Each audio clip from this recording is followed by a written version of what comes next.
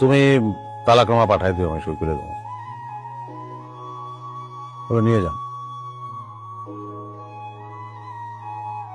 কষ্ট দিয়েন না।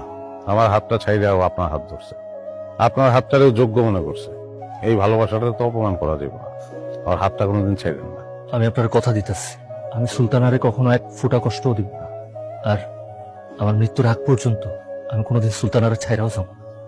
কাগজটা আমার ফোন নম্বর আছে, ওটা নিয়ে আপনি কই যাবেন আমি জানি না, জানতে চাওয়াটাও ভালো না। তারপরেও যদি কোনো বিপদে পড়েন আমার ফোন দিয়ে আমি চেষ্টা করবো হেল্প করতে। তুমি তালাকনামা পাঠাই দিও, আমি সই করে দেবো। আপনার তো গয়নাগুলো তো আমার কাছে আছে, ওগুলো আমি দিয়ে দিতেছি। দিলে নেই না তো, আমি দিলে কি নেওয়া যায়? নেওয়ানোর নিয়ত করে কেউ দেয়, কিন্তু গয়নাগুলো তোমার ডিস্টার্ব করবো সেটাও সত্যি। তোমার এই গয়নার দিকে তাকাইবা, আমার চেহারা তোমার মনে হইব আর তোমার মেজাজটা গরম হইব। আবার এই গয়না যদি আমার কাছে থাকে আমারও তোমার চেহারাটা মনে হইব, আর তখন আমার কিছুই করার থাকবে।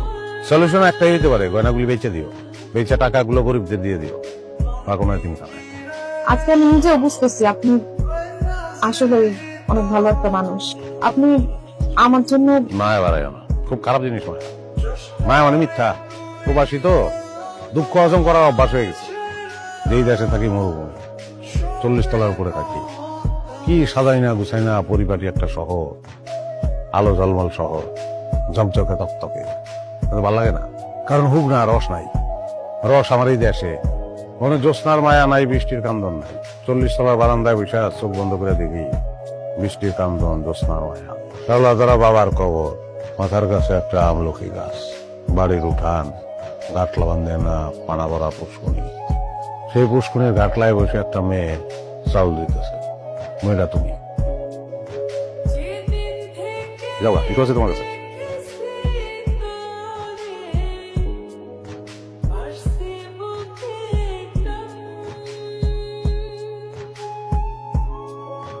কি ব্যাপার সুলতানা, তুমি দাঁড়িয়ে গেলা কেন?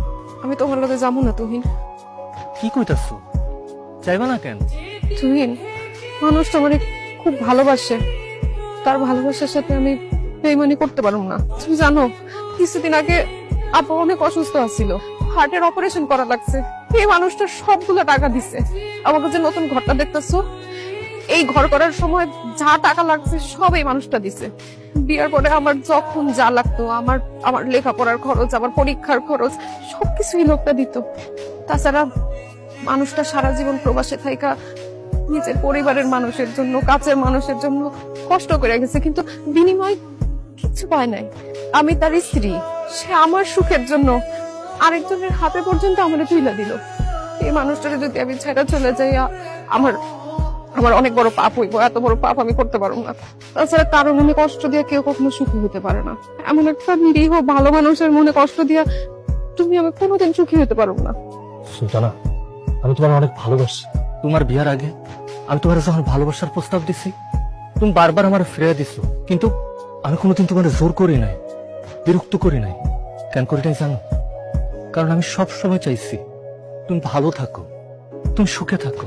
আর আজকে তোমার যদি মনে হয় যে ওই মানুষটা সংসারে গিয়া তুমি ভালো থাকবা, তুমি সুখে থাকবা, তাহলে তোমার আমি আটকামো না। তুমি ভালো থেকো সুলতান, যাও, তুমি তোমার স্বামীর কাছে যাও।